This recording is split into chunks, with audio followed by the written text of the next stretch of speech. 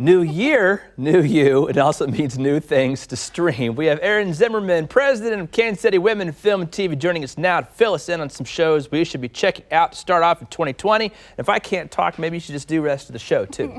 Okay, no. No, we're not going to do that. Oh, I can let you off that easy. We're featuring two shows of titles that we can't say on TV, and you have a warning about a show that people shouldn't watch. Don't watch it. Why is that, and which one is it? And I'm not laughing because it's funny, because it's awful, but it's it's called Don't F with Cats. Okay.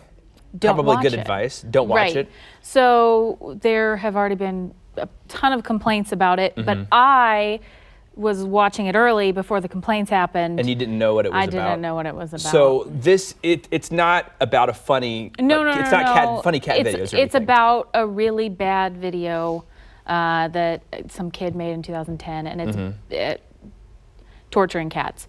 And people are on the internet are like sleuthing and coming together to figure out who did it.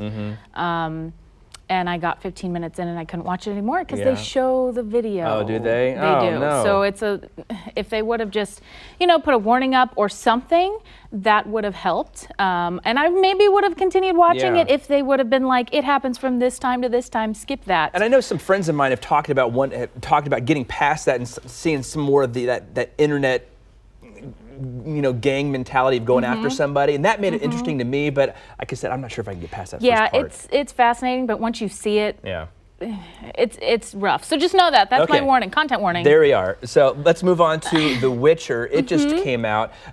Is this kind of like Netflix's Game of Thrones? What is this going on? That's what they're going for. Okay.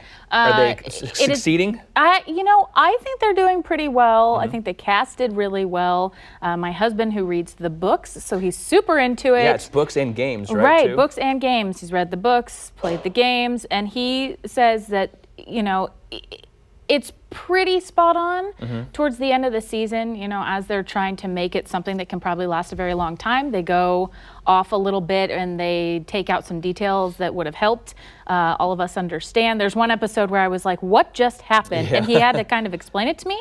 But otherwise, I think, it's going to be pretty good, and it's probably going to last for a long time. And this is the one with Henry Cavill in it, right? Yep. So that's Superman. Yes, that's a reason to watch it. Is that a reason to watch it right there? Well, I like Henry because he's the Chiefs fan, he's a Royals fan. Yes. And he even wears a Jayhawk shirt from time to time, which I won't hold that against him, but anyway. And he's got a British accent. And he's got a British accent, too.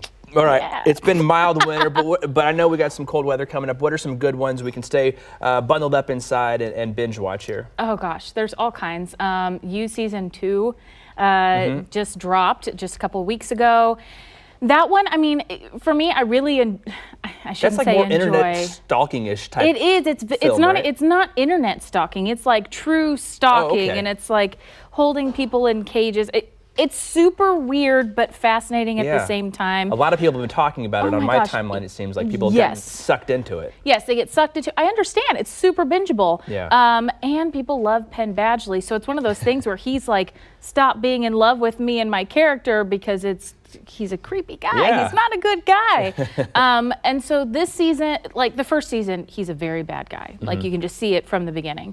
And the second season, you can see that he's being tugged. He's still a bad guy, but he's being tugged. And so they're talking about season 3 and what's going to happen there. I feel like season 2 would be a good end. Yeah. They did, as always, they left a little bit of a cliffhanger, though, but they did wrap it up pretty nicely. Okay. Now, this next month, it seems like we're getting a lot of original streaming content. What are some of these new releases we're looking forward to? Oh, my gosh. We're looking forward to a lot of things. We've got Shrill Season 2, which I'm really, really excited about.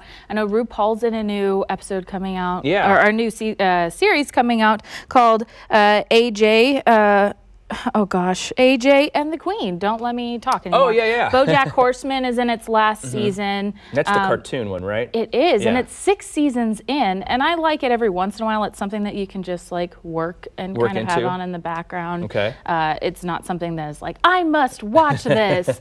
And so, those are 3 of the big ones. We've also got, if you like murderers or watching about murderers, you got Hunting John Benet's Killer, Oh my goodness. The Untold Story. And there's also a Ted Bundy series coming out, another one, but it's from his wife's perspective. So that may, interesting. it brings a different twist, I guess, to it. There's just so much out there. Thank you for So being much. our filter to let me know what we should and what we shouldn't watch. So she is Erin Zimmerman. Thank you very much for your time this morning. Thank you.